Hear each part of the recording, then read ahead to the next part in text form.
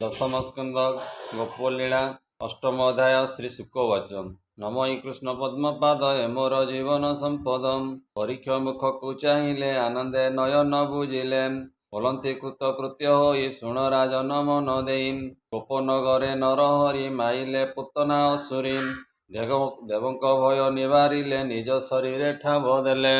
ଯାହାର ନାହିଁ ମିତ୍ର ବୈରୀ ଚଣ୍ଡାଳୁ ବ୍ରହ୍ମ ଆଦି କରି ସାଧୁଙ୍କୁ ପାଳି ଦୁଷ୍ଟ ନାଶୀ ଦୟା ସାଗର ବ୍ରହ୍ମ ରାଶି ତାହାର ଯେତେ କର୍ମମାନ ବାଳକ ଚରିତ ବିଧାନ ଶୁଣି ଭଜନ୍ତି ଯେତେ ପ୍ରାଣୀ ତରନ୍ତି ଭବ ତରଙ୍ଗିଣୀ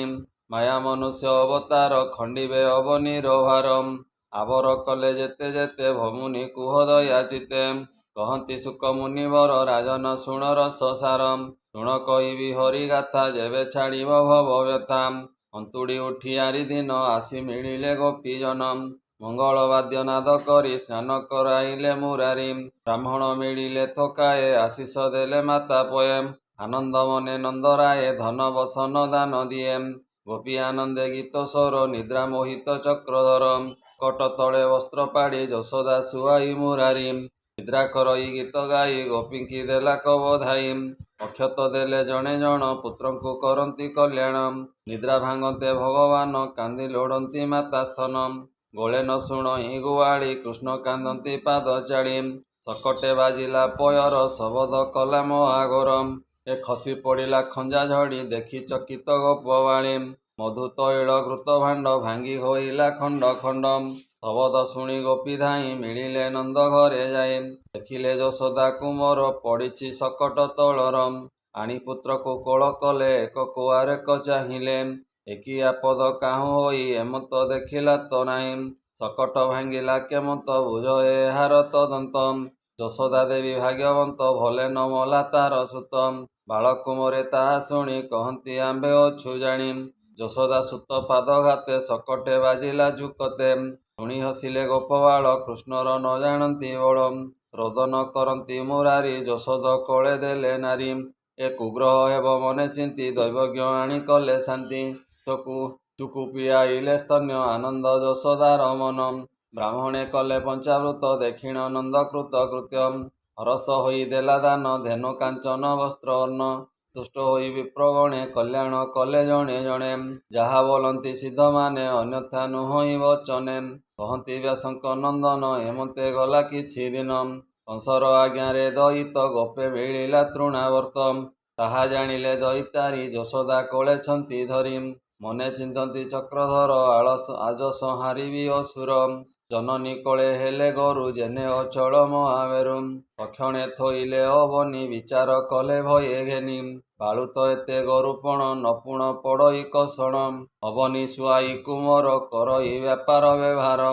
କଂସର ଆଜ୍ଞା ପରମାଣେ ଅସୁର ମିଳିଲା ତକ୍ଷଣେ ଗଗନେ ଘୋର ନାଦ କରି ଚକ୍ର ପବନେ ରୂପ ଧରି ଦିବସ କଲା ଅନ୍ଧକାର ଭୂମି କମ୍ପିଲା ଥରହର ବୃକ୍ଷେ ପଡ଼ିଲେ ମହି ତଳେ ଧୂଳି ଉଡ଼ିଲା ଅନ୍ତରାଳେ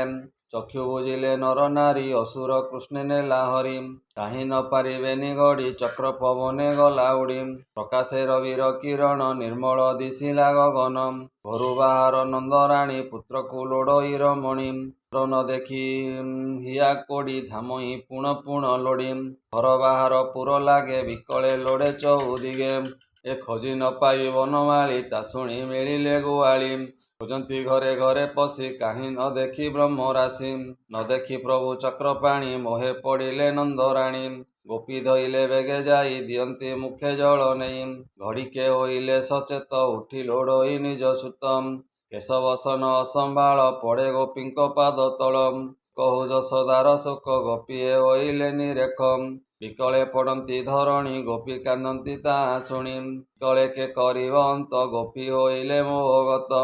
ତାହା ଜାଣିଲେ ଜଗନ୍ନାଥ ଆକାଶେ ଉଠିଛି ଦୈତ୍ୟ ନ ଚିନ୍ତନ୍ତି ହୃଦଗତେ ଏ ଦୈତ୍ୟ ମରିବ କେମନ୍ତେ ଦାସବତ୍ସଳ ନନ୍ଦବଳା ଧଇଲେ ଅସୁରର ଗଳା କଣ୍ଠେ ଲମ୍ବିଲେ ବନମାଳୀ ଅସୁର ନ ପାରିଲା ଚଳି ଏ ବ୍ରହ୍ମାଣ୍ଡ କୋଟି କୋଟି ମାଳେ ବସନ୍ତି ଯାର ଲୋମ ମୂଳେ ଅସୁର ଚାଳିବ ତା କାହିଁ ଭାଳଇ ଚଉଦିଗ ଚାହିଁ ବାଳୁତ ପୁଅ ଏଡ଼େ ଗୋରୁ ପକାଇ ଦେବି ପଡ଼ି ମରୁ ଅସୁର ବିଚାରନ୍ତେ ତହିଁ ତାହା ଜାଣିଲେ ଭାବଗ୍ରାହୀ ଧରି ଅସୁରକୁ ତୁରିତେ ବେଗେ ଚାପିଲେ ବାମ ହସ୍ତେ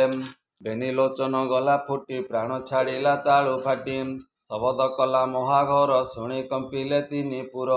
ଅସୁର ଘେନି କୃଷ୍ଣପୁରେ ପଡ଼ିଲେ ଶିଳାର ଉପରେ ଏ ଅସୁର ଦେହ ହେଲା ଚୂର୍ଣ୍ଣ ଗୋପୀ ଦେଖିଲେ ଭଗବାନ ଏ ଯମର ଘରୁ ଯେନେ ଆସି ଏକ କୁଆରେ ଏକ ପ୍ରଶଂସୀ ଶିଳାରୁ ଘେନି ବନମାଳି ଯଶୋଦା କଳେ ଦେଲେ ବାଳି ଗୋପୀ ଗୋପାଳ ଆଦି ନନ୍ଦ କୃଷ୍ଣକୁ ପାଇଣ ଆନନ୍ଦ ଗୋପାଳେ ନନ୍ଦ କୁହ ନାହିଁ କହନ୍ତି ଭାଗ୍ୟବନ୍ତ ତୁହି କାଳର ମୁଖ ଉବୁରିଲା ପୁତ୍ରକୁ ଗୋବିନ୍ଦ ରଖିଲା ତଳ ଯଶୋଦାର କୋଳ ବିପଦ ତରିଲା ତା ବାଳ ଅରିଷ୍ଟ ଦେଖି ନନ୍ଦ ମନେ ଭାଳଇ ମିତ୍ରର ବଚନେ ବେଗେ ପୁତ୍ରକୁ କୋଳେ ଘେନି ଘରେ ମିଳିଲା ନନ୍ଦ ରାଣୀ କିଶୋର ନାଦେ ଗୀତ ଗାଇ କୃଷ୍ଣର ମୁଖ କୁହ ନାହିଁ ଥିଲା ଦର୍ପଣ ପରାଏ ଭଲେ କମ୍ପଇ ଦେବୀ କାଏ ଆକାଶ ଆଦି ଦିଗପାଳ ଗ୍ରହ ନକ୍ଷତ୍ର ମେଘମାଳ ଶପଥ ସିନ୍ଧୁ ଲକ୍ଷଗିରି ନଦୀ କାନନ ଦିଗ ଚାରି ସ୍ଥାବର ଆଦି ସର୍ବଜନ୍ତୁ ଏହି ସଂସାରେ ଯେତେ ତୁମ ଦେଖି ଚକିତ ମନେ ଚାହିଁ ହୃଦୟ ଚିନ୍ତଇ ଭାବଗ୍ରାହୀ ସଭଏ ପୁତ୍ର କୋଳେ ଘେନି ଘରେ ମିଳିଲା ନନ୍ଦରାଣୀ ଆନନ୍ଦେ କେ ପାରିବ କହି ଯାହାର ସୁତ ଭାବଗ୍ରାହୀ ନିଦ୍ରା କରାଇ ହୃଷିକେଶ କହଇ ଜଗନ୍ନାଥ ଦାସ ଶ୍ରୀମଦ୍ ଭାଗବତେ ମହାପୁରାଣେ ପରମହଂସ ସହିତେ ବୟାସିକ୍ୟାମ୍ ଦଶମସ୍କନ୍ଧେ ଶ୍ରୀକୃଷ୍ଣ ବାଳ କ୍ରୀଡ଼ା शकटासुर तृणासुर वधो नाम अष्टम अध्याय बोलानंदे कबार हरि हरि बोल।